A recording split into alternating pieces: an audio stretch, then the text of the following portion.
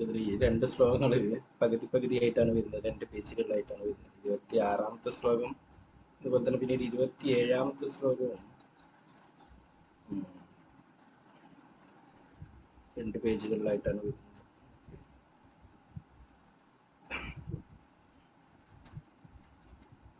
ഞാൻ 26, 27 ചൊല്ലാം. പിന്നീട് എല്ലാവർക്കുമായിട്ട് 28ാമത്തെ ശ്ലോകം ചൊല്ലാം. 2 പേജുകളിലാകുമ്പോൾ അത് കുറച്ച് ബുദ്ധിമുട്ടാണ്, അത് ഷെയർ ചെയ്യാൻ വേണ്ടിയിട്ട്.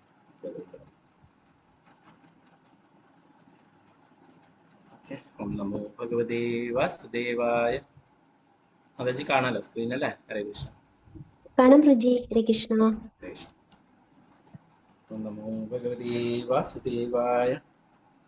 ഏവം വിമർശ്യസു ധിയോ ഭഗവത്യനന്ദേ സർവാത്മനാ വിദതേ ഗിരുഭാവയോഗം.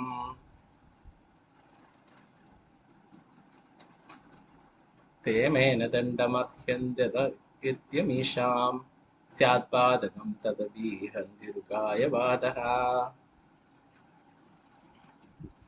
ഏവം വിമർശ്യസു ധിയോ ഭഗവത്യനന്ദേ സർവാത്മനാ വിദതേ ഗിരുഭാവയോഗം.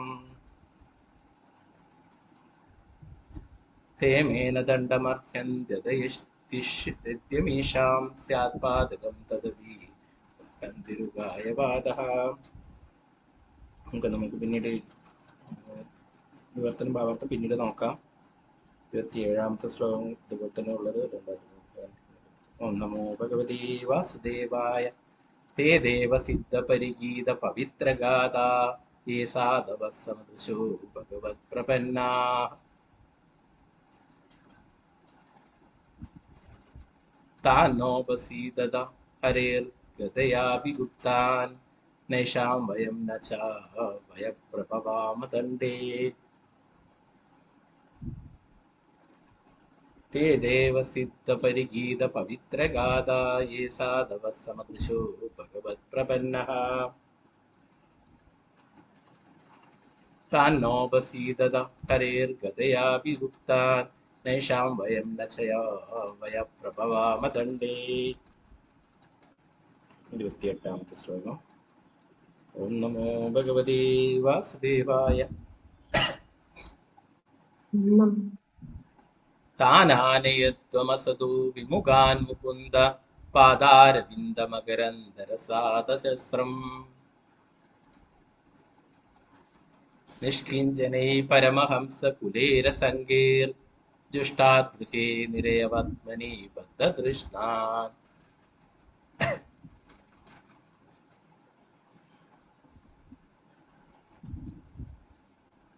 താനാനയത്വമസതോ വിമുഖാൻ മുകുന്ദ പാദാരവിന്ദമകരന്ധരസാദശസ്രം. നിഷ്കിഞ്ചനൈ പരമഹംസകുലേരസംഗേർ ജുഷ്ടാത് ഗൃഹേ നിരയവത്മനി ബദ്ധതൃഷ്ണാൻ. ശ്ലോകം ചൊല്ലാം.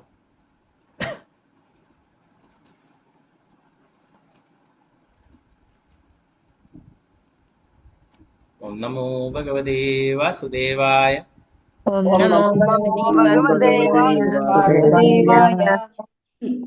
താനാനയത്വമസതോ വിമുഖാൻ മുകുന്ദ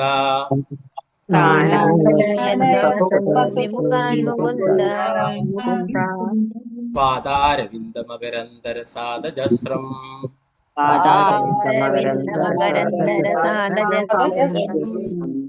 നിഷ്കിഞ്ചനൈ പരമഹംസകുലൈരസംഗേർ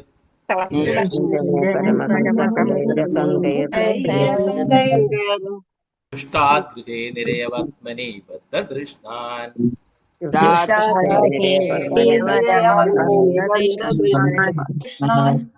താനാനയത്വമസതോ വിമുഖാൻ മുകുന്ദ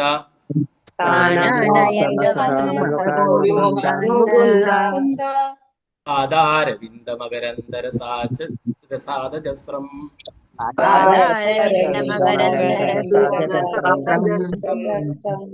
നിഷ്കിഞ്ചനൈ പരമഹംസകുലേരസംഗേർ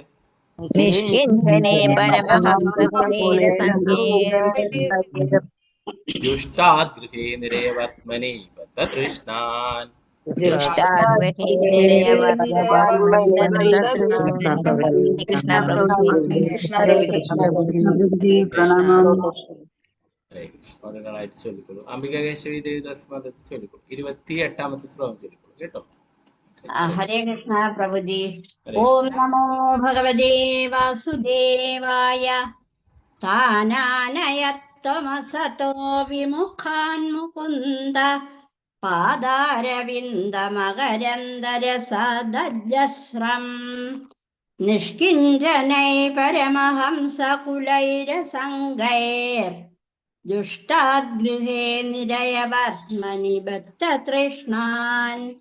ഹരേ കൃഷ്ണ പ്രഭുജി. ഹരേ കൃഷ്ണ. മാലതി ശ്യാമദേവിദാസ് ചൊല്ലിക്കോളൂ. ഹരേ കൃഷ്ണ പ്രഭുജി. ഹരേ കൃഷ്ണ. ഓം നമോ ഭഗവതേ വാസുദേവായ. താനാനയധ്വമസദോ വിമുഖാൻ മുകുന്ദ പാദാരവിന്ദമകരന്ദരസാദജസ്രം നിഷ്കിഞ്ചിനൈ പരമഹംസകുലൈരസംഗൈർ ദുഷ്ടാദ്ഗൃഹേ നിരയവത്മനി ബദ്ധതൃഷ്ണാൻ. ഹരേ കൃഷ്ണ പ്രഭുജി. ഹരേ കൃഷ്ണ മാതാജി. വിജയനാട് മാതാജി ചൊല്ലിക്കോളൂ. ഹരേ കൃഷ്ണ. ഹരേ കൃഷ്ണ പ്രഭുജി. ഹരേ കൃഷ്ണ. ഓം നമോ ഭഗവതേ വാസുദേവായ. താനയദ്വമസതോ വിമുഖാൻ മുകുന്ദ പാദാരവിന്ദ മകരന്ദരസാദജസ്രം നിഷ്കിഞ്ചനെ പരമഹംസ കുലേരസംഗേ ദുഷ്ടാഗൃഹേ നിരയവർമ്മിനി ബന്ധതൃഷ്ണാൻ. ഹരേ കൃഷ്ണ പ്രഭുജി. ഹരേ കൃഷ്ണ. രാമചന്ദ്ര പ്രഭു. ഹരേ കൃഷ്ണ പ്രഭു. ഹരേ കൃഷ്ണ പ്രഭുജി. ഓം നമോ ഭഗവതേ വാസുദേവായ. താനാനയധ്വമസതോ വിമുഖാൻ മുകുന്ദ പാദാരവിന്ദമകരന്ദരസാദജസ്രം നിഷ്കിഞ്ചിനൈ പരമഹംസകുലൈരസംഗൈർ ദുഷ്ടാദ്ഗൃഹേ നിരയവർമ്മനി ബദ്ധതൃഷ്ണാൻ. ഹരേ കൃഷ്ണ പ്രഭുജി. ഹരേ കൃഷ്ണ പ്രഭു. പങ്കജാക്ഷി മാതാജി ചൊല്ലിക്കോളൂ. ഹരേ കൃഷ്ണ പ്രഭുജി പ്രണാമം. ഹരേ കൃഷ്ണ. ഭഗവതേ വാസുദേവായ. താനായനത്വം അസതോ വിമുഖാൻ മുകുന്ദ പാദാരവിന്ദ മകരന്ദരസാദജസ്രം നിഷ്കിഞ്ചനെ പരമഹംസ കുലേരസംഗേ ദൃഷ്ടാദ്ഗൃഹേ നിരയ വൽമനി ബന്ധതൃഷ്ണാൻ. ഹരേ കൃഷ്ണ പ്രഭുജി. ഹരേ കൃഷ്ണ. നിർമ്മല മാതാജി ചൊല്ലിക്കോളൂ. ഹരേ കൃഷ്ണ. ഹരേ കൃഷ്ണ പ്രഭുജി. ഹരേ കൃഷ്ണ. ഓം നമോ ഭഗവതേ വാസുദേവായ. താനാനയദ്വമസതോ വിമുഖാൻ മുകുന്ദ പാദാരവിന്ദമകരന്ദരസാദജസ്രം നിഷ്കിഞ്ചനൈ പരമഹംസകുലൈരസംഗൈർ ദുഷ്ടാദ്ഗൃഹേ നിരയവർമ്മനി ബദ്ധതൃഷ്ണാൻ. ഹരേ കൃഷ്ണ പ്രഭുജി. ഹരേ കൃഷ്ണ. പത്മകുമാരി മാതാജി ചൊല്ലിക്കോളൂ. ഹരേ കൃഷ്ണ പ്രഭുജേ. ഓം നമോ ഭഗവതേ വാസുദേവായ. താനാനയത്വമസതോ വിമുഖാൻ മുകുന്ദ പാദാരവിന്ദ മകരന്ദരസാദജസ്രം നിഷ്കിഞ്ചനൈ പരമഹംസകുലൈർകുലൈരസംഗൈർ ദുഷ്ടാദ്ഗൃഹേ നിരയവർമ്മനി ബദ്ധതൃഷ്ണാൻ. ഹരേ കൃഷ്ണ പ്രഭുജേ. ഹരേ കൃഷ്ണ. ശാരദാ ശുഭസ്രദേവദാസ് മാതാജി. ഹരേ കൃഷ്ണ പ്രഭുജി. ഹരേ കൃഷ്ണ. ഓം നമോ ഭഗവതേ വാസുദേവായ. താനായ ധമ്മസദോ വിമുഖാൻ മുകുന്ദ പാദാരവിന്ദമകരന്ദരസാദജസ്രം നിഷ്കിഞ്ചനെ പരമഹംസ കുലേരസംഗേ ദുഷ്ടാദ്ഗൃഹേ നിരയവർമ്മനി ബദ്ധതൃഷ്ണാൻ. ഹരേ കൃഷ്ണ. ഹരേ കൃഷ്ണ.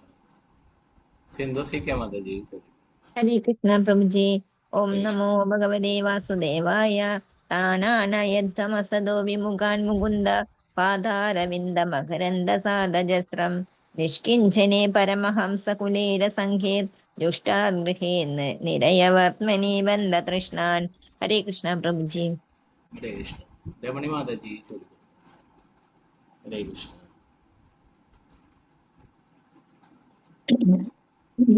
ഹരേ കൃഷ്ണ പ്രഭുജി. ചൊല്ലിക്കോളൂ. ഹരേ കൃഷ്ണ. ഓം നമോ ഭഗവതേ വാസുദേവായ. താനാനയദ്വമസതോ വിമുഖാൻ മുകുന്ദ പാദാരവിന്ദ മകരന്ദരസാദജസ്രം നിഷ്കിഞ്ചനൈ പരമഹംസകുലൈരസംഗൈർ ദുഷ്ടാദ്ഗൃഹേ നിരയവർമ്മനി ബദ്ധതൃഷ്ണാൻ. ഹരേ കൃഷ്ണ പ്രഭുജി. ഹരേ കൃഷ്ണ. ശാരദാജി നമ്പൂതിരി. ഹരേ കൃഷ്ണ. ഹരേ കൃഷ്ണ പ്രഭുജി. ഹരേ കൃഷ്ണ. ഓം നമോ ഭഗവതേ വാസുദേവായ. താനാനയത്തമസതോ വിമുഖാൻ മുകുന്ദ പാദാരവിന്ദമകരന്ദരസാദജസ്രം നിഷ്കിഞ്ചനൈ പരമഹംസ കുലൈരസംഗൈർ ജുഷ്ടാത് ഗൃഹേ നിരയവർമനി ബദ്ധതൃഷ്ണാൻ. ഹരേ കൃഷ്ണ പ്രഭുജി. ഹരേ കൃഷ്ണ. വസന്ത മാതാജി ഹരേ കൃഷ്ണ. ഹരേ കൃഷ്ണ പ്രഭുജി. ഹരേ കൃഷ്ണ. ശരി. ഓം നമോ ഭഗവതേ വാസുദേവായ. താനാനനയദ്ഗമസതോ വിമുഖാൻ മുകുന്ദ പാദാരവിന്ദമകരന്ദരസാദജസ്രം നിഷ്കിഞ്ചനൈ പരമഹംസകുലൈരസം ദുഷ്ടാഗൃഹേ നിരയവത്മനി ബദ്ധതൃഷ്ണാൻ. ഹരേ കൃഷ്ണ പ്രഭുജി. ഹരേ കൃഷ്ണ.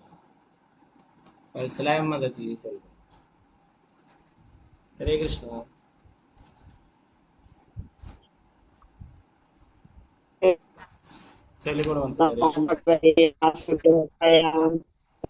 ാനയദ്ഗമാസദോ വിമുഖാൻ മുകുന്ദ പാദാരവിന്ദമകരന്ദരസാദജസ്രം നിഷ്കിഞ്ചനൈ പരമഹംസ കുലൈരസംഗൈർ ജുഷ്ടാത് ഗൃഹേ നിരയവർമനി ബന്ധതൃഷ്ണാൻ. ഹരേ കൃഷ്ണ പ്രഭുജി. അത് ഹരേ കൃഷ്ണ പ്രഭുജി. ഓം നമോ ഭഗവതേ വാസുദേവായ.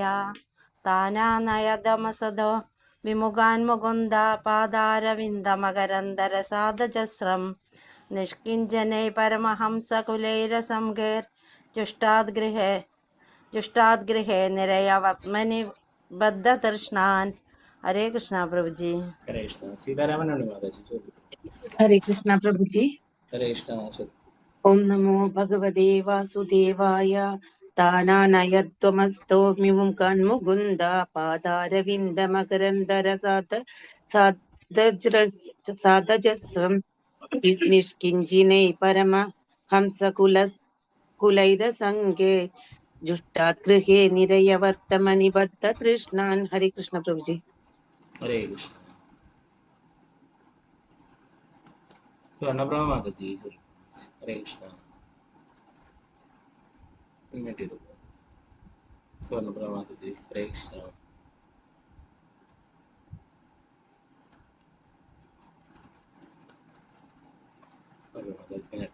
ഹരേ കൃഷ്ണ പ്രഭുജി. ഭാരതി മാതാജി. ഓം നമോ ഭഗവതേ വാസുദേവായ.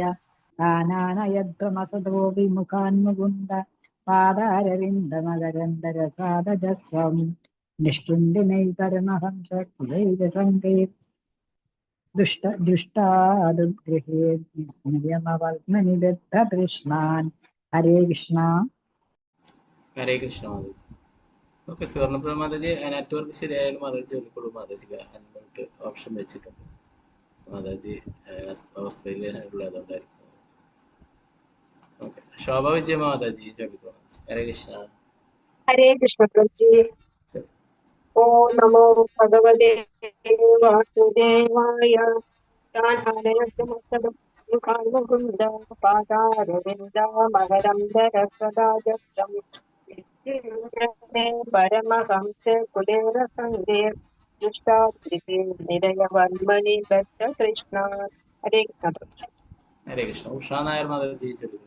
ഹരേ കൃഷ്ണ. ഹരേ കൃഷ്ണ പ്രഭുജി. ഹരേ കൃഷ്ണ. ഓം നമോ ഭഗവതേ വാസുദേവായ. താനാനയദ്ഗമസദോ വിമുഖാൻ മുകുന്ദ പാദാരവിന്ദമകരന്ദരസാദജസ്രം നിഷ്കിഞ്ചനൈ പരമഹംസ കുലൈരസംഗൈർ ജുഷ്ടാത് ഗൃഹേ നിരയവർമനി ബദ്ധതൃഷ്ണാൻ. ഹരേ കൃഷ്ണ പ്രഭുജി. ഹരേ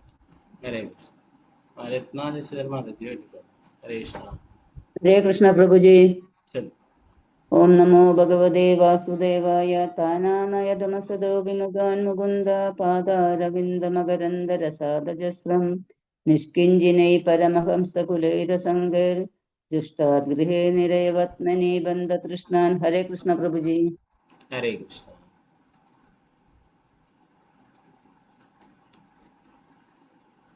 ഓക്കെ, ശാന്തി ദേവി മാതാജി ചൊല്ലിക്കോളൂ.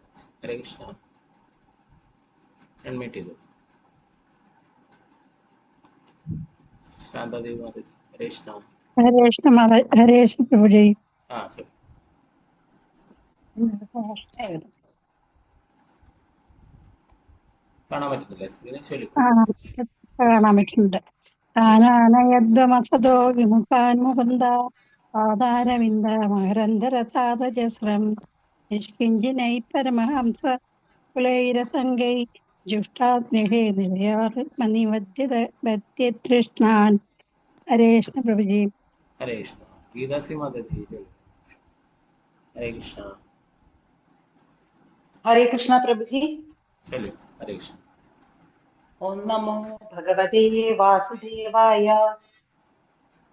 താനാനയധ്വമസതോ വിമുഖാൻ മുകുന്ദ പാദാരവിന്ദമകരന്ധരസാദജസ്രം നിഷ്കിഞ്ചനൈ പരമഹംസ കുലൈരസംഗൈർ ദുഷ്ടാഗൃഹേ നിരയവർമ്മനി ബദ്ധതൃഷ്ണാൻ. ഹരേ കൃഷ്ണ പ്രഭുജി. ഹരേ കൃഷ്ണ. സ്വർണ്ണപ്രഭ മാതാജി ചൊല്ലിക്കൊള്ളു. ഹരേ കൃഷ്ണ. ഹരേ കൃഷ്ണ മാതാജി. കൃഷ്ണ പ്രഭുജി. ചൊല്ലു. ഓം നമോ ഭഗവതേ വാസുദേവായ. താനാനയത്വമസതോ വിമുഖാൻ മുകുന്ദ പാദാരവിന്ദമകരന്ധരസാദജസ്രം നിഷ്കിഞ്ചനൈ പരമഹംസകുലൈരസം ഗൈർ ജുഷ്ടാദ്ഗൃഹേ നിരയവർമ്മനിബദ്ധതൃഷ്ണാൻ. കൃഷ്ണ പ്രഭുജി. ഹരേ കൃഷ്ണ മാതാജി. രതിയാചാര്യ മാതാജി ചൊല്ലിക്കൊള്ളു. ഹരേ കൃഷ്ണ. ഹരേ കൃഷ്ണ പ്രഭുജി. ഓം നമോ ഹരേ കൃഷ്ണ. ഭഗവതേ വാസുദേവായ. താനാമനയദ്വമസതോ വിമുഖാൻ മുകുന്ദ പാദാരവിന്ദമകരന്ധരസാദ്രജസ്രം നിഷ്കിഞ്ചനൈ പരമഹംസകുലൈരസംഗൈ ജുഷ്ടാഗൃഹേ നിരയപത്മനിബദ്ധതൃഷ്ണാൻ. ഹരേ കൃഷ്ണ പ്രഭുജി. ഹരേ കൃഷ്ണ. ഗീതാട്ടി മാതാജി ചൊല്ലിക്കൊള്ളു. ഹരേ കൃഷ്ണ. ഹരേ കൃഷ്ണ പ്രഭുജി. ഓം ചൊല്ലു. നമോ ഭഗവതേ വാസുദേവായ. താനാനയധ്വമസതോ വിമുഖാൻ മുകുന്ദ പാദാരവിന്ദമകരന്ധര സാജജസ്രം നിഷ്കിഞ്ചനേ പരമഹംസ കുലൈരസംഗേ ജുഷ്ടാഗൃഹേ നിരയവർമ്മനി ബദ്ധതൃഷ്ണാൻ. ഹരേ കൃഷ്ണ പ്രഭുജി. ഹരേ ഹരേ കൃഷ്ണ. ശോഭാപ്രതി മാതാജി. ഹരേ കൃഷ്ണ. ഹരേ കൃഷ്ണ പ്രഭുജി. ഹരേ കൃഷ്ണ. ഓം ഓം നമോ ഭഗവതേ വാസുദേവായ. താനാനയതമസതോ വിമുഖൻ മുകുന്ദ പാദാരവിന്ദമകരന്ദ സദാജസ്രം നിഷ്കിഞ്ചനൈ പരമഹംസ കുലൈരസംഗൈർ ജുഷ്ടാദ്ഗൃഹേ നിരയവർമ്മനി ബദത കൃഷ്ണാൻ. ഹരേ കൃഷ്ണ. ഹരേ കൃഷ്ണ. മാതാജി ചൊല്ലിക്കൊള്ളു. ഹരേ കൃഷ്ണ. ഹരേ കൃഷ്ണ. ഓം നമോ ഭഗവതേ വാസുദേവായ. കാണാൻ പറ്റും. ഓക്കെ. ഹരേ കൃഷ്ണ. താനാനയധ്വമസതോ വിമുഖാൻ മുകുന്ദ പാദാരവിന്ദമകരന്ധരസാദജസ്രം നിഷ്കിഞ്ചനൈ പരമഹംസകുലൈരസംഗൈർ ജുഷ്ടാദ്ഗൃഹേ നിരയവർമ്മനി ബദ്ധതൃഷ്ണാൻ. ഹരേ കൃഷ്ണ പ്രഭുജി. ഹരേ കൃഷ്ണ. ഓക്കെ, നമുക്ക് നേരത്തെ എടുത്തിട്ടുള്ള ആ ശ്ലോകം നോക്കിയിട്ട് ഇതിലേക്ക് വരാം. 26, 27 നോക്കിയിട്ട്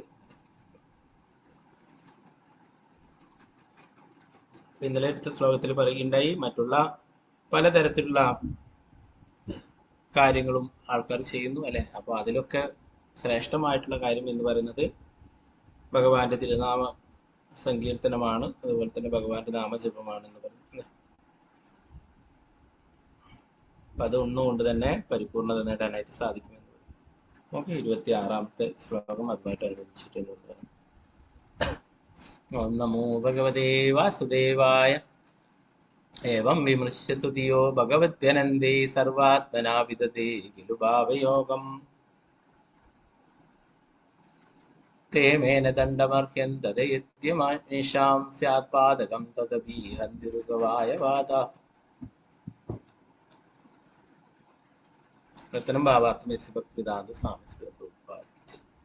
അതിനാൽ ബുദ്ധിയുള്ള മനുഷ്യർ ഈ കാര്യങ്ങളെല്ലാം പരിഗണിച്ച് എല്ലാവരുടെയും ഹൃദയത്തിൽ സ്ഥിതി ചെയ്യുന്നവരും സർവമംഗളങ്ങളുടെയും ഘനിയുമായ ഭഗവാന്റെ ദിവ്യനാമ കീർത്തനത്തിന്റെ ഭക്തിത സേവനം സ്വീകരിച്ച് എല്ലാ പ്രശ്നങ്ങളും പരിഹരിക്കുന്നു.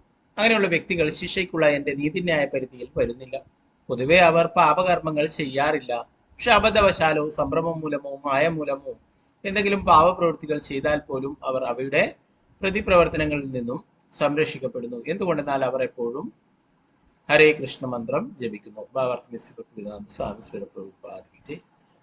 ഇത് സംബന്ധിച്ച് ശ്രീല വിശ്വനാഥ ചക്രവർത്തി ഠാക്കൂർ ബ്രഹ്മദേവന്റെ പ്രാർത്ഥനകളിൽ നിന്നും ശ്രീമദ് ഭാഗവതം 10:14-29 താഴെ കൊടുത്തിട്ടുള്ള ശ്ലോകം ഉദ്ധരിക്കുന്നു.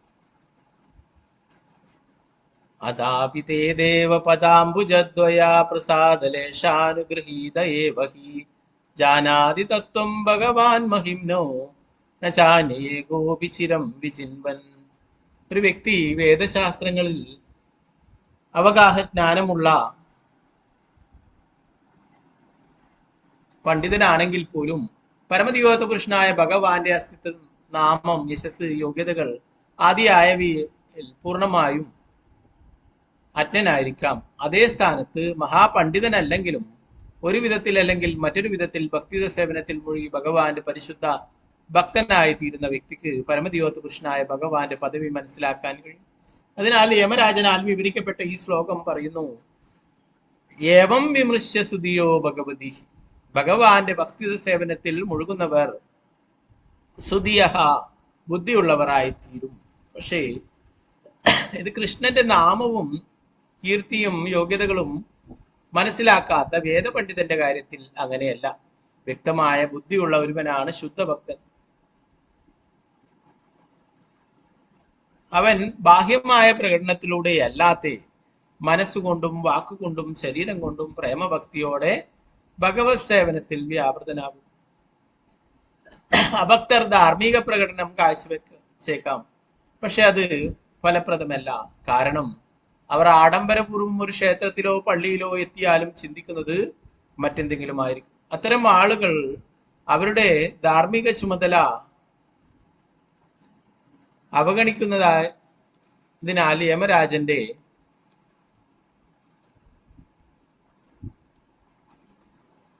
ശിക്ഷയ്ക്ക് അർഹരാണ്. പക്ഷെ ഒരു ഭക്തൻ അവന്റെ പഴയ ശീലം നിമിത്തം സ്വമനസാലെ അല്ലാതെയോ യാദൃശികമായോ പാപകർമ്മങ്ങൾ ചെയ്തു പോയാലും അവനോട് ക്ഷമിക്കും. അതാണ് സങ്കീർത്തന പ്രസ്ഥാനത്തിന്റെ മൂല്യം.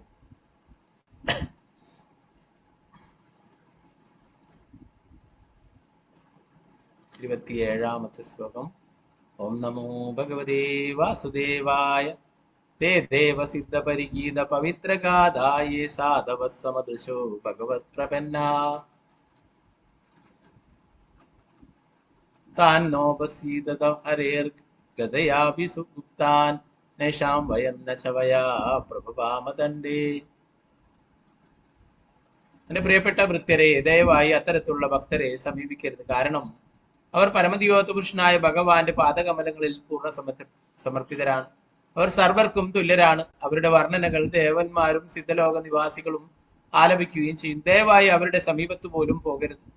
അവർ എല്ലായ്പ്പോഴും പരമദിവ്യോത്ത പുരുഷനായ ഭഗവാന്റെ ഗതിയാൽ സംരക്ഷിക്കപ്പെടുന്നു. അതുകൊണ്ട് ബ്രഹ്മദേവനോ ഞാനോ കാലഘടകം പോലുമോ അവരെ ശിക്ഷിക്കുവാൻ അർഹരല്ല.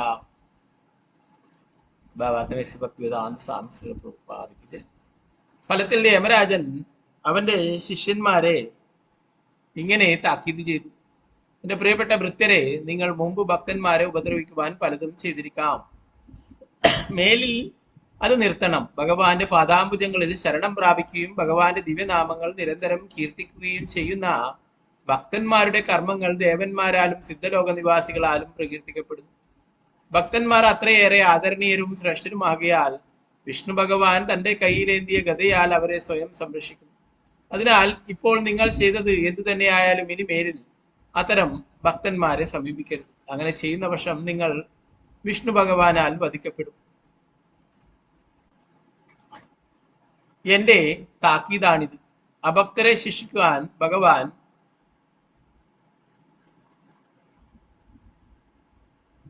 വിഷ്ണുവിന് ഒരു ഗദയും ചക്രവും ഉണ്ട്. ഭക്തന്മാരെ ഉപദ്രവിക്കുവാൻ ഉദ്യമിച്ച് ശിക്ഷ വാങ്ങരുത്. നിങ്ങളുടെ കാര്യം മാത്രമല്ല പറയുന്നത്, അവരെ ബ്രഹ്മദേവൻ പോലുമോ ഞാൻ തന്നെയോ ശിക്ഷിക്കുന്ന വശം വിഷ്ണു ഭഗവാൻ ഞങ്ങളെയും ശിക്ഷിക്കും. അതുകൊണ്ട് ഭക്തന്മാരെ മേലിൽ ഒരിക്കലും ശല്യം ചെയ്യരുത്.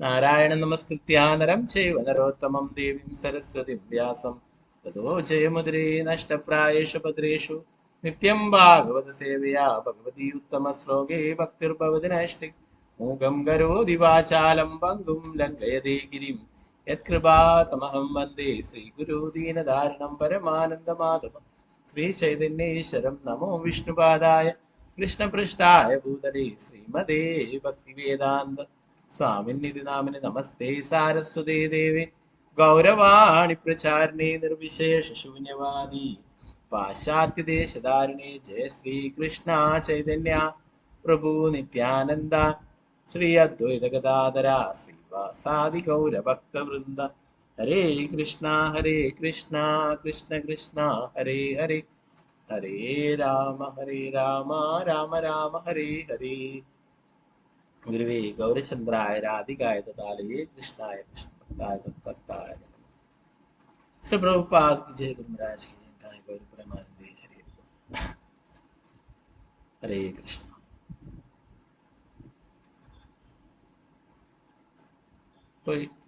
ഈ ശ്ലോകത്തിൽ പറയുന്നു ഭഗവാന്റെ തിരുനാമം ജപിക്കുന്നത് ഭഗവാന്റെ ഭക്തി സേവനങ്ങൾ അനുഷ്ഠിക്കുന്നത് അല്ലെ, ഭഗവാന്റെ സങ്കീർത്തന യത്നം ചെയ്യുന്നു.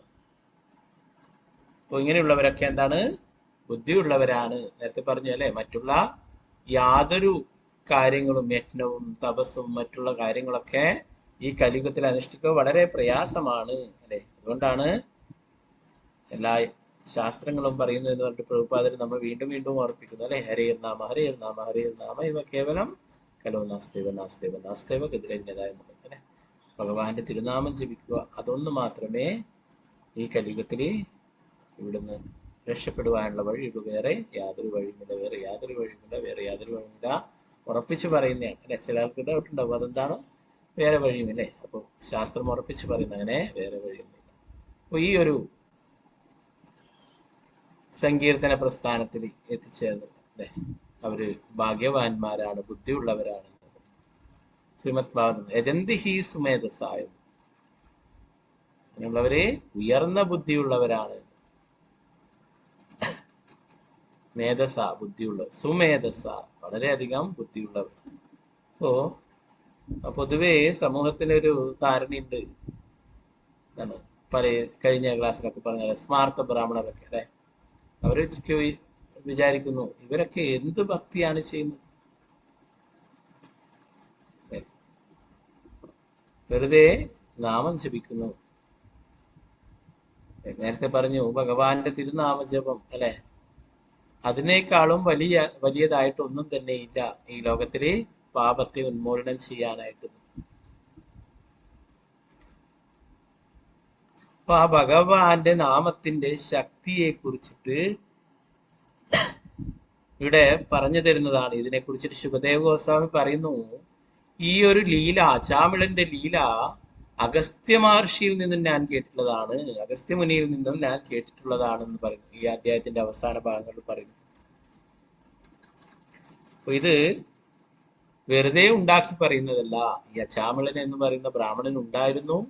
അദ്ദേഹത്തിനെ പിടിക്കാൻ യമകിങ്കരന്മാർ വന്നിരുന്നു. അവിടുന്ന് വിഷ്ണുദൂതന്മാർ രക്ഷിക്കുകയും തിരിച്ച് ഹരിദ്വാറിൽ പോയിട്ട് ഭഗവാന്റെ അടുത്തേക്ക് തിരിച്ചു പോവുകയും ഒക്കെ ചെയ്തു അല്ലെ. നേരത്തെ പറഞ്ഞു സ്വർണ്ണ വിമാനം വന്നിട്ട് അദ്ദേഹത്തെ കൊണ്ടുപോകുകയുണ്ടായിരുന്നു. അപ്പൊ ഈ ലീലകളൊക്കെ നടന്നിട്ടുള്ളതാണ്. ഇത് അഗസ്ത്യമുനി ശുകദേവ ഗോസ്വാമിക്ക് പറഞ്ഞു കൊടുത്തിട്ടുള്ള കാര്യങ്ങളാണെന്ന് പരീക്ഷിത് മഹാരാജ് അവരോട് പറയുന്നു. അപ്പൊ എന്തിനു വേണ്ടിയിട്ടാണ് ഈ ലീല ഇവിടെ പറഞ്ഞിട്ടുള്ളത്? ഭഗവാന്റെ ദിവ്യനാമത്തിന്റെ മഹാത്മ്യം അല്ലെ, ഭഗവാന്റെ ദിവ്യനാമം അത്രയും പ്രധാനപ്പെട്ടതാണെന്ന് പറയും. അപ്പൊ ഇങ്ങനെയുള്ള ഈ നാമം ജപിക്കുന്നവരൊക്കെ എന്താ പറയുന്നത്? അവരൊക്കെ ബുദ്ധിയുള്ളവരാണ്. സമൂഹം എന്തോ കരുതിക്കോട്ടെ, സമൂഹം പൊതുവെ എങ്ങനെയാണ് കരുതുന്നത്? ഹരേ കൃഷ്ണ ഹരേ രാമ ആൾക്കാർ, അവർക്ക് അതിന്റെ അജ്ഞാത സുഹൃതം കിട്ടുന്നു. അവരങ്ങനെ പറഞ്ഞു കഴിഞ്ഞാൽ പുച്ഛിച്ചാലും, നേരത്തെ പറഞ്ഞു അല്ലെ, സാങ്കേതികം പരിഹസിച്ചിട്ട് പറഞ്ഞാലും അവർക്ക് അതിന്റെ ബെനിഫിറ്റ് കിട്ടും.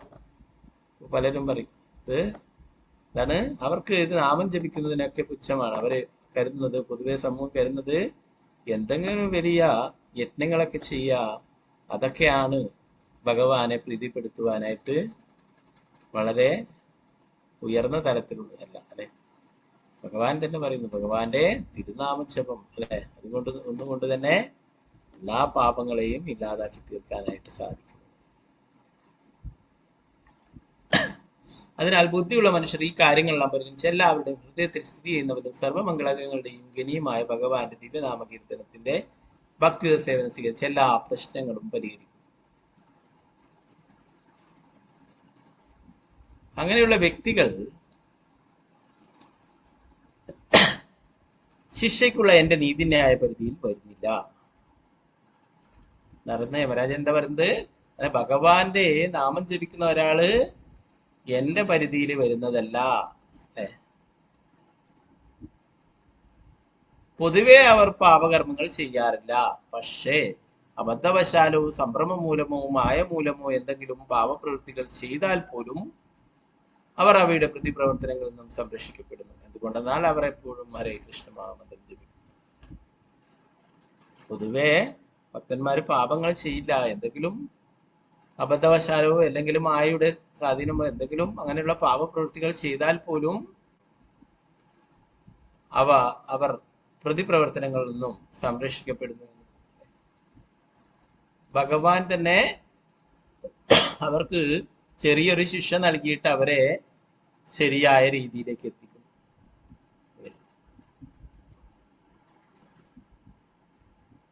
നേരത്തെ നമ്മൾ കണ്ടു വൈകുണ്ഠത്തിലെ 4 കുമാരന്മാര് പോയപ്പുരി അല്ലെ, അവിടെ ജയവിജയന്മാർ തടയുകയുണ്ടായി. അപ്പോ ഭഗവാനെ കാണാൻ പോകുന്ന ഭക്തന്മാരെ തടയുന്നത് അത്രയും വലിയ അപരാധമാണ് അല്ലെ. അപ്പൊ അതിന്റെ ഫലമായിട്ട് അവർക്ക് ശാപങ്ങൾ ലഭിക്കേണ്ടി വന്നു അല്ലെ. എങ്കിലും ഭഗവാൻ അവിടേക്ക് വരികയും അവിടെ ഒരു ഒത്തുതീർപ്പുണ്ടാക്കുകയും ചെയ്തു അല്ലെ. ഭഗവാൻ ആ ഒരു തെറ്റായിട്ടുള്ള കാര്യം ചെയ്തതിന് സനത് കുമാരനോട് പറഞ്ഞു അത് അവരുടെ ആ ഒരു അറിവില്ലായ്മ കൊണ്ടാണ് എന്നൊക്കെ പറഞ്ഞിട്ട് അതിന് ഒരു തൽക്കാലം ഒരു ശമനം ഉണ്ടാക്കി അല്ലെ. വലിയ എന്തോ ശാപം കിട്ടിയതിന്റെ പകരം എന്താണ്, അവർക്ക് ഭഗവാന്റെ ലീലയിൽ പങ്കെടുക്കുവാൻ സാധിച്ചു അല്ലെ. ഭഗവാൻ ഇവിടെ ഭഗവാന് ശത്രുക്കളായിട്ട് വന്നെങ്കിലും അല്ലെ, അവര് ഭഗവാന്റെ പ്രിയപ്പെട്ടവരാണ്. വൈകുണ്ഠത്തിലുള്ളത് ജയവിജയൻ അല്ലെ, ഹിരണ്യാശനും ഹിരണ്യകശിപുമായി ലോകത്തെ വിറപ്പിച്ചു അല്ലെ. അതുപോലെ രാവണനും കുംഭകർണനുമായി അല്ലെ, പിന്നീട് ശിശുപാലൻ ദണ്ഡവക്രനുമായിട്ട് ശ്രീ ചൈതന്യ മഹാപ്രഭുവിന്റെ ലീലയിൽ ചകായി മതായി ആയിട്ട് ഇപ്പൊ ഭഗവാന്റെ കൂടെ ലീലകൾ ചെയ്യാനായിട്ട് അങ്ങനെ ഒരു അവർക്കൊരു പണിഷ്മെന്റ് കൊടുത്തെങ്കിലും അവരെന്താണ്, അവര് ഭഗവാന്റെ കൂടെ തന്നെ ലീലകൾ ചെയ്തു അല്ലെ. ഭഗവാന്റെ കയ്യാൽ വധിക്കപ്പെട്ടു അല്ലെ ആ 3 ജന്മങ്ങളിലും അല്ലെ. ചകായി മതായിയായിട്ട് ശ്രീ ചൈതന്യ മഹാപ്രഭു അവർക്ക് കൂടുതൽ കാരുണ്യം നൽകിയിട്ടുണ്ടായി അല്ലെ. അവരെ ശുദ്ധ ഭക്തന്മാരാക്കി മാറ്റുകയുണ്ടായി അല്ലെ. അത്രയും അത്യന്തം ഭാവിയായിട്ടുള്ളവരൊക്കെ. അപ്പോ ഭഗവാൻ തെറ്റുകൾ ചെയ്തവരെ ഭഗവാൻ ശിക്ഷിക്കും. എന്നാലേ അത് അവരെ വേദനിപ്പിക്കാത്ത രീതിയിലായിരിക്കും. ഇന്ദ്രന് അഹങ്കാരം ഉണ്ടായി, ഇന്ദ്രന്റെ അഹങ്കാരം തീർന്നു. ബ്രഹ്മാവിന് അഹങ്കാരം ഉണ്ടായി, ബ്രഹ്മാവിന്റെ അഹങ്കാരം തീർന്നു അല്ലെ. അപ്പോ അതുകൊണ്ട് പറയുന്നു, ഇനി അഥവാ അബദ്ധവശാൽ എന്തെങ്കിലും തെറ്റുകൾ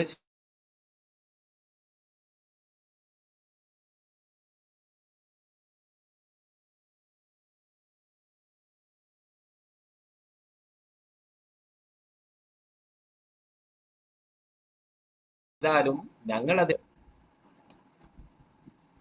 ബ്രഹ്മാവ് പറയുന്ന വാക്കുകൾ തന്നെ 10:14 ബ്രഹ്മാവ് പറയുന്നു, ഒരു വ്യക്തി വേദശാസ്ത്രങ്ങളിൽ അവഗാഹ ജ്ഞാനമുള്ള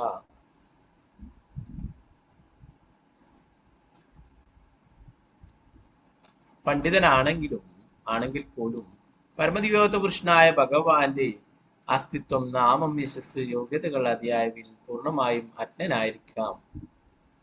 അതേ സ്ഥാനത്ത് മഹാപണ്ഡിതനല്ലെങ്കിലും ഒരു വിധത്തിൽ അല്ലെങ്കിൽ മറ്റൊരു വിധത്തിൽ ഭക്തിത സേവനത്തിൽ മുഴുകി ഭഗവാന്റെ പരിശുദ്ധ ഭക്തനായി തീരുന്ന വ്യക്തിക്ക് പരമദിവ്യോത്ത പുരുഷനായ ഭഗവാന്റെ പദവി മനസ്സിലാക്കാൻ കഴിയും. ചില ആൾക്കാർ വലിയ പണ്ഡിതന്മാരായിരിക്കാം, എന്നാൽ അവർക്ക് ഭഗവാന്റെ നാമം, രൂപം, ലീലകൾ അല്ലെ ഇതിനെക്കുറിച്ചൊന്നും പൂർണ്ണമായിട്ട് അറിവുണ്ടായിരിക്കില്ല. അവർ അജ്ഞനായിരിക്കും. എന്നാൽ അത്രയൊന്നും പണ്ഡിതനല്ലെങ്കിലും ഭഗവാന്റെ ഭക്തിത സേവനത്തിൽ മുഴുകിയിരിക്കുന്ന ഒരാൾക്ക് ഭഗവാനെ കുറിച്ച് മനസ്സിലാക്കാനും ഭഗവാന്റെ പദവിയെ കുറിച്ച് മനസ്സിലാക്കാനും സാധിക്കും. നമ്മള് ശ്രീ ചൈതന്യ മഹാപ്രഭു സൗത്ത് ഇന്ത്യയിൽ യാത്ര ചെയ്യുമ്പോൾ അല്ലെ, ഒരു വായിക്കാൻ അറിയാത്ത ഒരു വ്യക്തി ഭഗവത്ഗീത പിടിച്ചുകൊണ്ട് കരയുന്നതായിട്ട് അല്ലെ കാണുകയുണ്ടായി.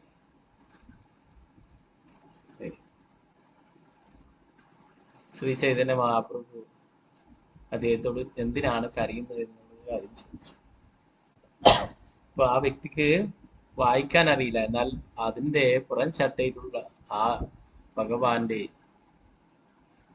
രൂപം നോക്കിക്കൊണ്ട് കരയുകയാണ്. എന്താണ് കാര്യം എന്ന് വെച്ചാല് അദ്ദേഹം പറഞ്ഞു, ശ്രീ ചൈതന്യ മഹാപ്രഭു ചൈതന്യ മഹാപ്രഭു ചോദിച്ചു, നീ എന്ത് വായിച്ചിട്ടാണ് കരയുന്നത്?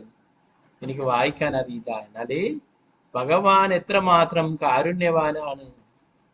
പരമദിവ്യോത്തമ പുരുഷനായിട്ടുള്ള ഭഗവാൻ ആ അർജുനൻ ഒരു തേരാളിയായിട്ട് വരികയുണ്ടായി, അർജുനന്റെ ഒരു സേവകനായിട്ട് ലീലകൾ ചെയ്യുകയുണ്ടായി. ഭഗവാൻ എത്രമാത്രം കാരുണ്യവാനാണ് തന്റെ ഭക്തന്മാരോട് എന്ന് പറയും. അദ്ദേഹം കരയുകയുണ്ടായി. ശ്രീ ചൈതന്യ മഹാപ്രഭു അദ്ദേഹത്തെ ചേർത്ത് പിടിക്കുകയുണ്ടായി. ചൈതന്യ മഹാപ്രഭു പറഞ്ഞു, നീയാണ് യഥാർത്ഥത്തിൽ ഈ ഭഗവത്ഗീത മനസ്സിലാക്കിയിട്ടുള്ളത് എന്ന് പറഞ്ഞ് അദ്ദേഹത്തെ കെട്ടിപ്പിടിക്കുകയുണ്ടായി. ധാരാളം ആൾക്കാർ ഭഗവത്ഗീതയ്ക്ക് വ്യാഖ്യാനങ്ങൾ എഴുതുന്നുണ്ട്. അവർക്ക് ഭഗവാൻ ആരാണെന്ന് പോലും അറിയില്ല. അവരൊക്കെ ആ പരമസത്യം എന്ന് പറയുന്നത് ബ്രഹ്മമാണ്, പരമസത്യം എന്ന് പറയുന്നത് പരമാത്മാവാണെന്ന് പറഞ്ഞിട്ട് അവിടെ നിർത്തുകയാണ്. എന്നാൽ അക്ഷരാഭ്യാസമില്ലാത്ത ഈ ഭക്തൻ എന്താണ്, ആ ഭഗവത്ഗീതയുടെ പിക്ചർ നോക്കിയിട്ട്, ആ പുറം ചട്ടയുള്ള പിക്ചർ നോക്കിയിട്ട് പറയുന്നു ഭഗവാന്റെ അഹൈതുകമായിട്ടുള്ള കാരുണ്യത്തെ കുറിച്ചിട്ട് ഇത്രമാത്രം കാരുണ്യവാനാണ്. നമുക്ക് എത്രയും എന്താ പറയാ, ഒരു വലിയ വ്യക്തി, വളരെ ആരാധനായിട്ടുള്ള ഒരു വ്യക്തി അല്ലെ, അവരെ പിടിച്ചിട്ട് നമ്മുടെ വീട്ടിലെ ഡ്രൈവറാക്കൂ? ഇല്ല അല്ലെ, അവർക്ക് എല്ലാ സ്വീകരണം നൽകിയിട്ട് സ്വീകരണവും നൽകും അല്ലെ. എന്നാൽ ഇവിടെ ഭഗവാൻ എല്ലാ ദേവന്മാരുടെയും നേതാവ്, അത്രയും എല്ലാവരാലും ആരാധിക്കപ്പെടുന്ന ആ പരമദിവ്യോത്തമ പുരുഷനായിട്ടുള്ള ഭഗവാൻ ഇവിടെ ഒരു തേരാളിയായിട്ട് അർജുനന്റെ ആരഥത്തിലിരിക്കുന്നു. അർജുനൻ എല്ലാ സംരക്ഷണവും നൽകുന്നു. ഇത്രയും കാരുണ്യവാനായിട്ട് ആരുണ്ടെന്ന് ചോദിക്കേണ്ടത്. അപ്പൊ ഇവിടെ പറയുന്നു പാണ്ഡിത്യമല്ല കാര്യം അല്ലെ. ഭഗവാൻ പറയുന്നു ഭക്ത്യാമാമഭിജാനാതി, ഭക്തിയുത സേവനത്തിൽ കൂടി മാത്രമേ എന്നെ മനസ്സിലാക്കാനായിട്ട് സാധിക്കൂ. അതിന് യമരാജനാൽ വിവരിക്കപ്പെട്ട ഈ ശ്ലോകം പറയുന്നു, ഏവം വിമർശസ്തിയോ ഭഗവതി, ഭഗവാന്റെ ഭക്തിയുത സേവനത്തിൽ മുഴുകുന്നവർ സ്തുതിയ ബുദ്ധിയുള്ളവരായിത്തീരും. പക്ഷെ ഇത് കൃഷ്ണന്റെ നാമവും കീർത്തിയും യോഗ്യതകളും മനസ്സിലാക്കാത്ത വേദപണ്ഡിതന്റെ കാര്യത്തിൽ അങ്ങനെയല്ല. വ്യക്തമായ ബുദ്ധിയുള്ള ഒരുവനാണ് ശുദ്ധഭക്തൻ.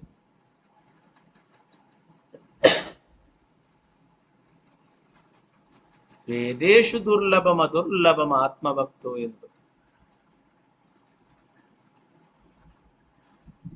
വേദാന്തികൾക്ക്, വേദേഷുകൾക്ക് ദുർലഭം, അവർക്ക് ലഭ്യമല്ല ഭഗവാനെ. ആ വേദങ്ങൾ പഠിച്ചത് കൊണ്ട്, 4 വേദങ്ങൾ പഠിച്ചത് കൊണ്ട് ഭഗവാനെ മനസ്സിലാക്കാനോ ഭഗവാനെ പ്രാപിക്കാനോ സാധിക്കുന്നു. വേദേഷു ദുർലഭം അദുർലഭം ആത്മഭക്തോ. അദുർലഭം, ഭഗവാൻ എപ്പോഴും ലഭ്യമാണ്. വേദേഷുകൾക്ക് എന്താണ്? വേദേഷു ദുർലഭം അദുർലഭം ആത്മഭക്തി. അദുർലഭം എന്താണ്? എപ്പോഴും ഭഗവാന്റെ ഭക്തന്മാരുടെ കൂടെയും. നമുക്കറിയാം ധാരാളം ലീലകൾ, ഗുരുവായൂരപ്പന്റെ ലീലകളല്ലേ.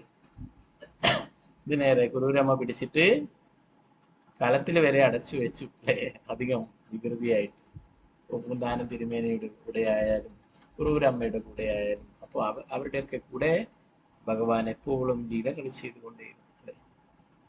യശോദാമ്മ വടിയെടുത്തിട്ട് പിന്നാലെ പാഞ്ഞിട്ട് കെട്ടിയിട്ടുമില്ല. എന്നാൽ യോഗികളൊക്കെ 10,000-കണക്കിന് വർഷങ്ങള് തപസ് ചെയ്യുന്നു, എങ്കിലും ഭഗവാനെ അവർക്ക് ലഭിക്കുന്നില്ല. എന്നാൽ ഇവിടെ ആ വാത്സല്യ രസത്തിൽ യശോദാ മാതാവ് സേവനങ്ങൾ ചെയ്യുകയും ആ പരമദിവ്യോത്തമ കൃഷ്ണനായിട്ടുള്ള ഭഗവാൻ തന്നെ പിടിച്ചു കെട്ടുവാനായിട്ട് നിന്ന് കൊടുക്കുകയും ഒക്കെ ചെയ്യും.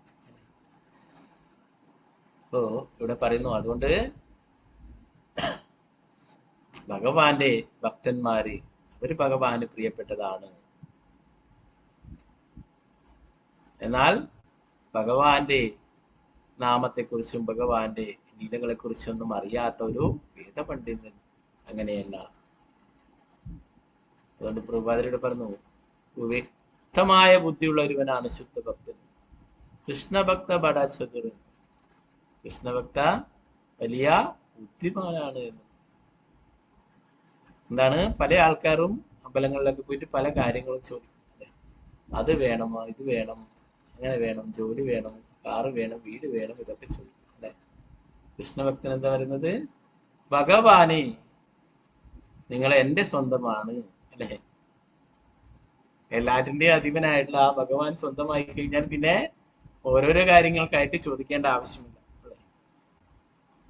അപ്പോ എന്താ പറയാ, അതുകൊണ്ട് കൃഷ്ണഭക്തൻ എന്താണ്, വലിയ ബുദ്ധിമാനാണെന്ന് പറയും.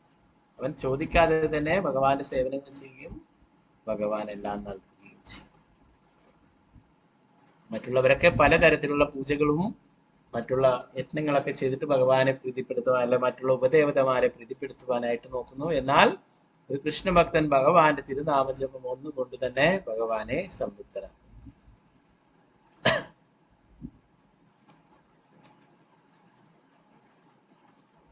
അവന് ശരിയായ ചിന്താശീലം. എന്തുകൊണ്ടെന്നാൽ അവൻ ബാഹ്യമായ പ്രകടനത്തോടെ അല്ലാതെ മനസ്സുകൊണ്ടും വാക്കുകൊണ്ടും ശരീരം കൊണ്ടും പ്രേമഭക്തിയോടെ ഭഗവത് സേവനത്തിൽ വ്യാപൃതനാണ്. അഭക്തർ ധാർമ്മിക പ്രകടനം കാഴ്ചവെച്ചേക്കാം, പക്ഷെ അത് ഫലപ്രദമല്ല.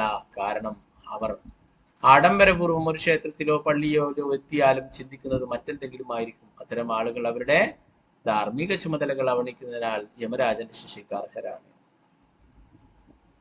അപ്പൊ പല ആൾക്കാരെയും കാണാം, അവരൊക്കെ മറ്റുള്ളവരെ കാണിക്കാനായിട്ട് പല പ്രദർശനങ്ങളും കാണിച്ചേക്കാം. എന്നാൽ ഒരു ഭക്തൻ പൂർണ്ണമായിട്ടും ഭഗവാനെ ശരണം പ്രാപിച്ചിട്ടുള്ളതാണ്. തന്റെ മനസ്സും വാക്കും ശരീരവും എല്ലാം ഭഗവാന്റെ ഭക്തിയുത സേവനത്തിൽ ഉൾപ്പെടുത്തുന്നു. അപ്പോ അതുകൊണ്ട് അവർക്ക് പുറമേ കാണിക്കേണ്ടതായിട്ടുള്ള ആവശ്യം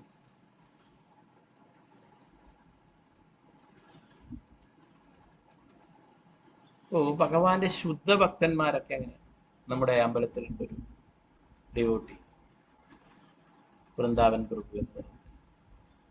അദ്ദേഹത്തെ നിങ്ങൾ ഒരിക്കലും കണ്ടിട്ടുണ്ടാവില്ല, വീഡിയോയിലോ മംഗളാരത്തിലോ എവിടെയും വരില്ല. അദ്ദേഹം എല്ലാ സേവനങ്ങളും ചെയ്യും. പ്രഭുപാദരുടെ ഗ്രന്ഥങ്ങൾ വിതരണം ചെയ്യും. രാവിലെ തന്നെ എഴുന്നേറ്റ് നടന്നുകൊണ്ട് കിലോമീറ്ററുകൾ സഞ്ചരിച്ച് പുസ്തകങ്ങൾ വിതരണം ചെയ്യും, പ്രീച്ച് ചെയ്യും. തിരിച്ച് രാത്രിയിൽ നടന്നുകൊണ്ട് തന്നെ ഇങ്ങോട്ട് വരികയൊക്കെ ചെയ്യും. വെയിലായാലും മഴയായാലും ഒരു നേരം പ്രസാദം കഴിക്കും. അതും ഉണ്ടെങ്കിൽ ഇന്നലത്തെ പ്രസാദം എല്ലാവരും കഴിച്ചു കഴിഞ്ഞിട്ട് ബാക്കി എന്തെങ്കിലും ഉണ്ടെങ്കിൽ രാവിലെ പോയിട്ട് അതെടുത്തിട്ട് കഴിക്കും. ഇല്ലെങ്കിൽ ഒന്നും കഴിക്കില്ല. അവിടെ എത്ര പാത്രങ്ങൾ ബാക്കി ചില സമയങ്ങളിലൊക്കെ രാത്രിയിലൊക്കെ സേവക്കാളുന്നുണ്ടെങ്കിൽ പാത്രം. അപ്പൊ അദ്ദേഹം എല്ലാ പാത്രങ്ങളും ഒക്കെ ചിലപ്പോൾ രാത്രിയിൽ തന്നെ വന്നിട്ട് കഴുകും. എല്ലാം നടന്ന് തളർന്നിട്ടൊക്കെ വന്നിട്ട് രാവിലെ തന്നെ എല്ലാം എടുത്തിട്ട് എല്ലാം കഴുകിയിട്ട് എല്ലാം വെച്ചിട്ടുണ്ടാവും. അപ്പൊ അദ്ദേഹം ചെയ്യുന്നത് ആരും അറിയില്ല, ആരെയും കാണിക്കാനൊന്നും. അപ്പോൾ അദ്ദേഹം ക്യാമറയുടെ മുന്നിൽ വരുമോ ഒന്നും ചെയ്യില്ല. എന്നാൽ അദ്ദേഹം ആത്മാർത്ഥമായിട്ട് അദ്ദേഹത്തിന്റെ സേവനങ്ങൾ ചെയ്യും. അത് എപ്പോഴും ജപിച്ചുകൊണ്ടേയിരിക്കും, എപ്പോഴും ഭഗവത്ഗീത എപ്പോഴും വായിച്ചുകൊണ്ടേയിരിക്കും. അപ്പോൾ ആരെയൊക്കെ കണ്ടിട്ടുണ്ടോ അവരോടൊക്കെ ഭഗവാനെ കുറിച്ച് പറഞ്ഞു. അവർക്ക് അവിടെ ജാതിയോ മതമോ അതൊന്നും പ്രശ്നമില്ല. എന്താ പറയാ, അങ്ങനെ വേറെ അന്യമതത്തിലുള്ളവരോടൊക്കെ ഭഗവത്ഗീത സന്ദേശങ്ങളൊക്കെ പറഞ്ഞിട്ട് അവരെ കംപ്ലൈന്റ് ഒക്കെ ചെയ്ത് പോലീസ് വരെ പിടിച്ചു കൊണ്ടുപോയി. എന്നാൽ പിന്നീട് അദ്ദേഹം പിറ്റേ ദിവസം മുതൽ വീണ്ടും പ്രീച്ച് ചെയ്യാനായിട്ടൊക്കെ പോകും. അപ്പൊ അദ്ദേഹം മറ്റുള്ള ആരെയും കാണിക്കാനല്ല, അങ്ങനെ എന്താ വളരെ ഭംഗിയായിട്ട് വസ്ത്രം ധരിക്കുക ഇതൊന്നുമില്ല. ശ്രീ ചൈതന്യ മഹാപ്രഭു എന്താണോ ഗോസ്വാമിമാരോട് പറഞ്ഞിട്ടുള്ളത് അത് അക്ഷരം പ്രതി അദ്ദേഹം അനുസരിക്കുകയാണ്. അദ്ദേഹം ഭക്ഷണത്തിനോ വസ്ത്രത്തിനോ ഒന്നും പ്രാധാന്യം നൽകുന്നില്ല. 24 മണിക്കൂറും ഭഗവാന്റെ സേവനത്തിൽ ഏർപ്പെട്ടുകൊണ്ടിരിക്കും.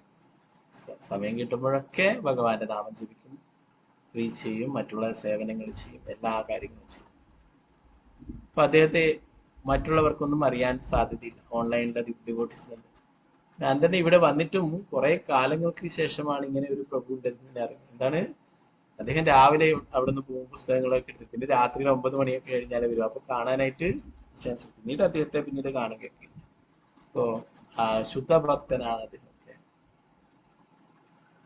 അവരുടെയൊക്കെ ഒരു എന്താ പറയാ, ഒരു ചെറിയൊരു അസോസിയേഷൻ കൊണ്ട് തന്നെ നമുക്ക് വേറെ ഒരു കാര്യങ്ങളും പറയാനുണ്ട് ഭഗവാനെ പറ്റി. ഭഗവത്ഗീതയിൽ പറഞ്ഞിട്ടുള്ള കാര്യങ്ങൾ അത് മാത്രമേ അദ്ദേഹത്തിന്റെ നാവിൽ നിന്ന് വരുള്ളൂ. വേറെ ഒരു കാര്യം എന്താ, ഡിവോട്ടീസിന്റെ പല തരത്തിലുള്ള ആൾക്കാരുണ്ട് അല്ലെ. ഡിവോട്ടീസ് തമ്മിൽ കാണുമ്പോൾ അവരിങ്ങനെയാ ഇവരിങ്ങനെയാ അതാണ് ഇതാണ് ഇതൊക്കെ അങ്ങനെയൊക്കെ പറയുന്ന ആൾക്കാരും ആണ് പൊതുവെ കലിയുഗത്തിൽ അല്ലെ. എന്നാൽ ഇദ്ദേഹത്തിന്റെ വായിൽ നിന്ന് അങ്ങനെ ഒരു കാര്യവും വരില്ല. അദ്ദേഹം പറയുന്നുണ്ടെങ്കിൽ ഭഗവാനെ കുറിച്ച് മാത്രമേ പറയൂ. പ്രഭുപാദർ ഇങ്ങനെ പറഞ്ഞു, പ്രഭുപാദർ അങ്ങനെ പറഞ്ഞു. അദ്ദേഹം ഒരു ദിവസം സേവനം കിട്ടിയിട്ടില്ലെങ്കിൽ എന്താ പറയാ, അദ്ദേഹം സാധാരണ രീതിയിൽ പാത്രം കഴുകാൻ സേവനം പലർക്കും ഇഷ്ടമില്ലാത്ത സേവനമാണ്. അപ്പൊ അദ്ദേഹം പാത്രം കഴുകാൻ കിട്ടിയിട്ടില്ലെങ്കിൽ അദ്ദേഹം പറയും, എന്റെ സേവ വേറെ ആരോ ചെയ്തിട്ട് പോയി. മായ പിടിക്കാതിരിക്കണമെങ്കിൽ എപ്പോഴും സേവനത്തിൽ ഏർപ്പെട്ടുകൊണ്ടേയിരിക്കണം എന്ന് അദ്ദേഹം പറയും. അങ്ങനെയുള്ള ആ ശുദ്ധ ഭക്തന്മാരൊന്നും മറ്റുള്ളവരെ കാണിക്കാനായിട്ടല്ല ഒരു കാര്യവും ചെയ്യുന്നത്. അവര് ഭഗവാന് വേണ്ടിയിട്ട് ആത്മാർത്ഥമായിട്ട് ചെയ്യുന്നു. അല്ലെ, മനസ്സും ശരീരവും വാക്കും ഒക്കെ ഭഗവാനെ സമർപ്പിച്ചുകൊണ്ട് ചെയ്യും. ഇവിടെ പറഞ്ഞു, ചില ആൾക്കാരൊക്കെ അമ്പലത്തിലും പള്ളിയിലും ഒക്കെ പോകും, എന്നാൽ ചിന്തിക്കുന്നത് മറ്റെന്തെങ്കിലും ആയിരിക്കും. ഇപ്പൊ ഇന്നലെയൊക്കെ ഉണ്ടായിരുന്നു, ഇന്നലെ വൈകിട്ടൊക്കെ ഇവിടെ കുറെ ആൾക്കാർ, ഇന്നലെ ഉഗാദി ഫെസ്റ്റിവൽ, ഇവിടെയൊക്കെ എല്ലാവർക്കും ലീവാണ്. അമ്പലത്തിലൊക്കെ ധാരാളം ആൾക്കാർ, അമ്പലത്തിലൊക്കെ ഇപ്പൊ നല്ല മനോഹരമായിട്ടുള്ള പൂന്തോട്ടമൊക്കെ ഉണ്ടാക്കിയിട്ടുണ്ട്. അപ്പോ അത് അവിടെയൊക്കെ വന്നിട്ട് സെൽഫി ഒക്കെ എടുത്തിട്ട് അങ്ങനെ എന്താ പറയാ, ഇരുന്നിട്ടും കിടന്നിട്ടും ചെരിഞ്ഞിട്ടും നിന്നിട്ടൊക്കെ എടുത്തിട്ട് കുറെ സെൽഫി ഒക്കെ എടുത്തിട്ട് കുറെ ആൾക്കാർ പോയി. ആ അമ്പലത്തിന്റെ പടി പോലും ചവിട്ടിയിട്ട്. എത്ര നിർഭാഗ്യവാന്മാരാണെന്നോ. അമ്പലത്തിന്റെ അടുത്ത് വന്നിട്ട് അമ്പലത്തിൽ ഒരിക്കൽ കയറാതെ അവരവിടെ സെൽഫി എടുത്തുകൊണ്ടേയിരിക്കുന്നു. അമ്പലത്തിൽ ശംഖ് വിളിക്കുന്നു, എന്താ പറയാ, അവിടെ ഭഗവാന്റെ ഓൾട്ടർ തുറക്കുന്നു. അവർക്ക് അതൊന്നും ബാധകമല്ല. അവരെന്തിനാണ് വന്നിട്ടുള്ളത്? അവർ സെൽഫി എടുക്കാൻ. അമ്പലം വേണം അവർക്ക് സെൽഫി എടുക്കാനായിട്ട്, അവിടുത്തെ പൂന്തോട്ടമൊക്കെ വേണം സെൽഫി എടുക്കാനായിട്ട്. എന്താ പറയാ, അങ്ങനെ അത്രയും അതപ്പതിച്ച ആൾക്കാരുണ്ട്. അമ്പലത്തിന്റെ മുന്നിൽ എത്തിയിട്ട് പോലും അമ്പലത്തില് കയറാതെ പോകും. അപ്പൊ അതുപോലെ കുട്ടികളുടെ പാർക്കൊക്കെ ഉണ്ട് അവിടെ പാർക്കിലൊക്കെ വന്നിട്ട് കുട്ടികളെയൊക്കെ കൊണ്ടുവന്നിട്ട് കളിച്ചിട്ടൊക്കെ. അങ്ങനെയെങ്കിലും ആൾക്കാർ വരട്ടെ എന്ന് വെച്ചാൽ അങ്ങനെ പാർക്കൊക്കെ തുടങ്ങിയിട്ടില്ല. എന്താണ്, കുട്ടികളെ കളിക്കാനെങ്കിലും കൊണ്ടുവന്നാൽ ഒരിക്കലെങ്കിലും വന്നിട്ട് ഭഗവാനെ കണ്ടുള്ളൂ. എന്നാൽ എന്താ, അവര് അതിലൂടെ തന്നെ പോകും അമ്പലത്തിലേക്ക്. അപ്പൊ അങ്ങനെ പല ആൾക്കാരും പല ചിന്തയിലായിരിക്കും. ക്ഷേത്രത്തിലോ പള്ളിയിലോ പോകുന്നുണ്ടെങ്കിലും അവരുടെ മനസ്സിലൊക്കെ വേറെ എന്തെങ്കിലും ആയിരിക്കും എന്ന് പറയും. എന്നാൽ ഒരു ഭക്തൻ എപ്പോഴും മനസ്സും വാക്കും ശരീരവും ഒക്കെ ഭഗവാനിൽ അർപ്പിച്ചിരിക്കുന്നതായിരിക്കും.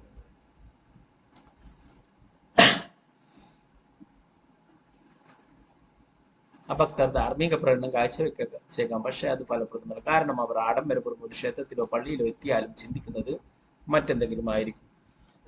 അത്തരം ആളുകൾ അവരുടെ ധാർമ്മിക ചുമതല അവഗണിക്കുന്നതിനാൽ യമരാജന്റെ ശിക്ഷയ്ക്ക് അർഹനാണ്. പക്ഷേ ഒരു ഭക്തൻ അവന്റെ പഴയ ശീലം നിമിത്തം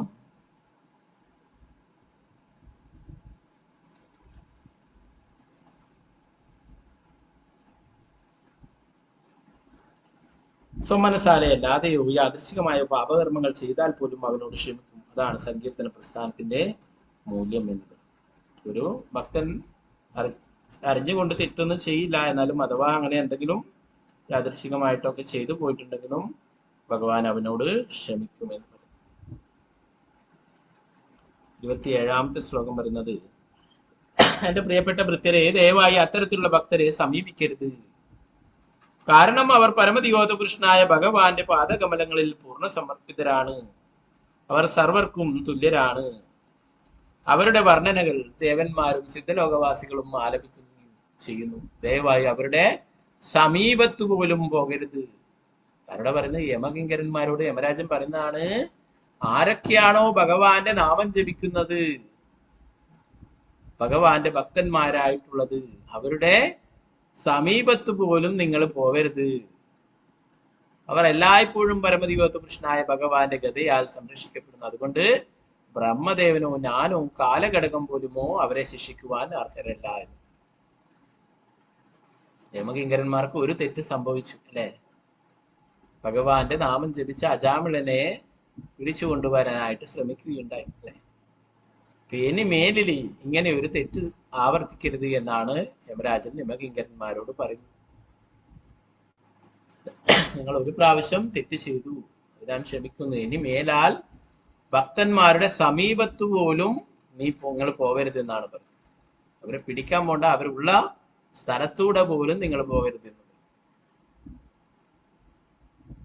അതുകൊണ്ടാണ് ഭക്തന്മാര് തിലകവും കണ്ണിമാലയൊക്കെ ധരിച്ചിരിക്കുന്നത്. അല്ലെ? അവരുടെ സമീപത്ത് പോലും യമരാജൻ വരില്ല എന്നത് തുളസിയുടെ മഹാത്മ്യത്തിലും അതുപോലെ ഗോപീചന്ദനത്തിന്റെ മഹാത്മ്യത്തിലും ഒക്കെ പറയുന്നു. തുളസി കണ്ണിമാല ധരിച്ചിരിക്കുന്ന ആളുടെ അടുത്ത് യമരാജൻ വരും. അതുപോലെ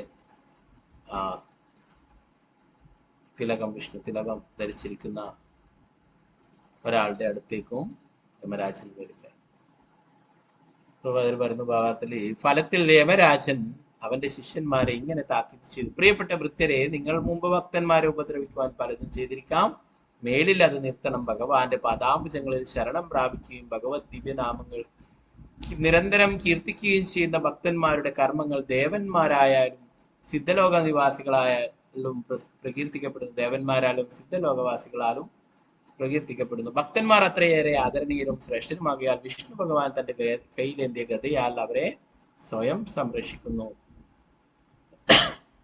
അതിനാൽ ഇപ്പോൾ നിങ്ങൾ ചെയ്തത് എന്തു തന്നെയായാലും ഇനിമേലിൽ അത്തരം ഭക്തന്മാരെ സമീപിക്കരുത്. അങ്ങനെ ചെയ്യുന്ന പക്ഷം നിങ്ങൾ വിഷ്ണു ഭഗവാനാൽ വധിക്കപ്പെടും. എന്റെ താക്കീതാണിത്. അവരോട് പറയുന്നതാണ്. അല്ലെ? ഇനി നിങ്ങൾ എന്താണ്, ഇനി നിങ്ങളെ എന്റെ ആ വാക്കുകളെ ധിക്കരിച്ചുകൊണ്ട് ഇനി ഭക്തന്മാരുടെ അടുത്തേക്കാനും പോയിട്ടുണ്ടെങ്കിൽ വിഷ്ണു ഭഗവാന്റെ ഗതയാൽ നിങ്ങൾ വധിക്കപ്പെടും. വിഷ്ണു ഭഗവാന്റെ ഗത എപ്പോഴും ശത്രുക്കളിൽ നിന്നും സംരക്ഷിക്കുവാനായിട്ട് ഭക്തന്മാരുടെ കൂടെ തന്നെ ഉണ്ടെന്ന്. അഭക്തരെ ശിക്ഷിക്കാൻ ഭഗവാൻ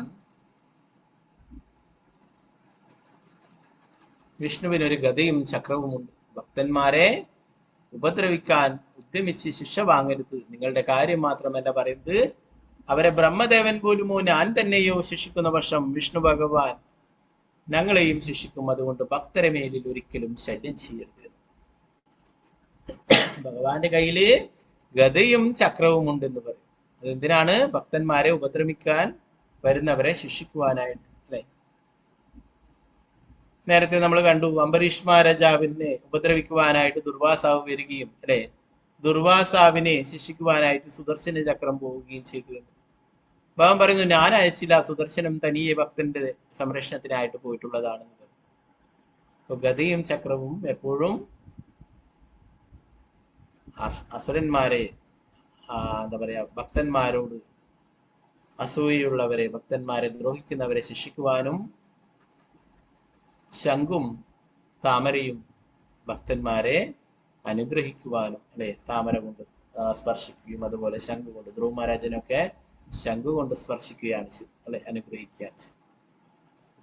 അപ്പൊ ഭഗവാന്റെ ആ 4 കൈകളിലായിട്ട് ശംഖ് ചക്ര ഗതാവത്വം ഉണ്ട്. അതില് ചക്രവും ഗതയും ഇങ്ങനെയുള്ള ദുഷ്ടന്മാരെ ഭക്തരെ ദ്രോഹിക്കുന്നവരെ ശിക്ഷിക്കുവാനായിട്ട് ഉപയോഗിക്കും. അതുകൊണ്ട് നിങ്ങൾ ഇനി വിഷ്ണു ഭഗവാന്റെ അല്ലെങ്കിൽ ശ്രീകൃഷ്ണ ഭഗവാന്റെ ഭക്തന്മാരുടെ അടുത്തേക്ക് ഒരിക്കലും പോകരുത് എന്ന് പറയും. ജ്ഞാനവും അല്ലെ 12 മഹാജനങ്ങളെ കുറിച്ച് പറഞ്ഞു. അതില് പ്രധാനിയായിട്ടുള്ള തന്നെയാണ് യമരാജൻ. അപ്പൊ യമരാജൻ പറഞ്ഞു, ഞാനോ ബ്രഹ്മാവോ പോലും അവരുടെ അടുത്ത് പോവില്ല. അഥവാ ഞങ്ങൾ അങ്ങനെ അവരെ ശിക്ഷിച്ചിട്ടുണ്ടെങ്കിൽ വിഷ്ണു ഭഗവാൻ ഞങ്ങളെയും ശിക്ഷിക്കും എന്ന് പറഞ്ഞു. അതുകൊണ്ട് ഇനി ഒരിക്കലും ഭക്തന്മാരെ ശല്യം ചെയ്യരുത് എന്ന് പറഞ്ഞു. ഇനി ആരെയൊക്കെയാണ് പിടിച്ചുകൊണ്ട് വരേണ്ടതെന്നാണ് ഇതിന്റെ അടുത്തുള്ള ശ്ലോകങ്ങളിൽ പറയുന്നത്.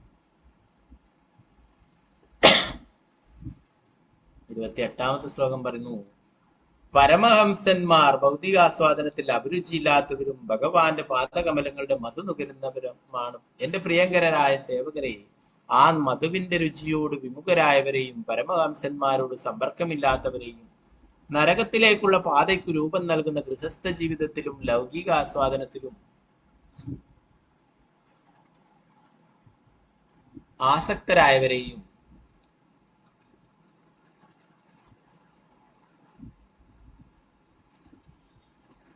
മാത്രം ദണ്ഡിക്കുന്നതിന് എന്റെ മുന്നിലേക്ക് കൊണ്ടുവരിക. അതാണ് ഭക്തന്മാരുടെ അടുത്തേക്ക് ഇനി ഒരിക്കലും പോകരുത്. ആരൊക്കെയാണ് കൊണ്ടുവരേണ്ടതെന്ന് പറയുന്നു. അതാണ് ഭക്തന്മാരോട് സംഘം ചെയ്യാത്തത് അല്ലെ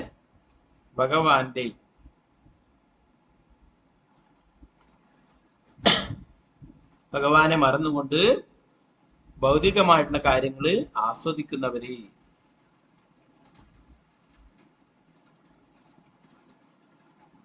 ഗൃഹസ്ഥ ജീവിതം അല്ലെ, ഗൃഹസ്ഥ ആശ്രമമാണ് അത്. എന്താ പറയാ, ഭഗവാനെ മുൻനിർത്തിക്കൊണ്ട് ഗൃഹസ്ഥ ജീവിതം. എന്നാൽ ഭഗവാനെ മറന്നുകൊണ്ട് ജീവിക്കുന്നവര്, അഹം മമേ, ഞാനെന്നും എന്റേതും എന്നുള്ള ആ വിചാരത്തില് ജീവിക്കുന്നവര് അല്ലെ, അവര് ഭഗവാനെ മറന്ന് ജീവിക്കുന്ന എല്ലാം ഭക്തന്മാരെല്ലാം ഭഗവാനെ സമർപ്പിച്ചുകൊണ്ട് ചെയ്യുമ്പോഴേ അഭക്തരെന്താണ് ഭഗവാനെ മറന്ന് ഗൃഹവേദികളായിട്ട് ജീവിക്കും. അങ്ങനെയുള്ളവരൊക്കെ എന്റെ അടുത്തേക്ക് കൊണ്ടുവരാൻ, ദണ്ഡിക്കുന്നതിനായിട്ട്, ശിക്ഷിക്കുന്നതിനായിട്ട് എന്റെ അടുത്തേക്ക് കൊണ്ടുവരാനായിട്ടാണ് പറയുന്നത്.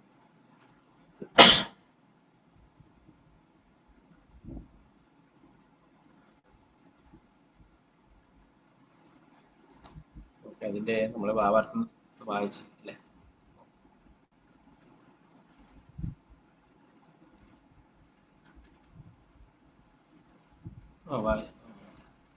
ഇവിടെ പ്രഭാതർ പറഞ്ഞു, ഭക്തന്മാരെ സമീപിക്കരുതെന്ന് യമദൂതന്മാർക്ക് താക്കീത് നൽകിയ ശേഷം യമരാജൻ ഇപ്പോൾ ആരെയാണ് തന്റെ മുന്നിലേക്ക് കൊണ്ടുവരേണ്ടതെന്ന് പറഞ്ഞു. ലൈംഗിക ആസ്വാദനത്തിന് വേണ്ടി മാത്രം ഗൃഹസ്ഥ ജീവിതത്തിൽ ആസക്തരായ ഭൗതികവാദികളായ വ്യക്തികളെ തന്റെ അരികിലേക്ക് കൊണ്ടുവരാൻ അദ്ദേഹം യമദൂതന്മാരെ പ്രത്യേകം ഉപദേശിക്കുന്നു.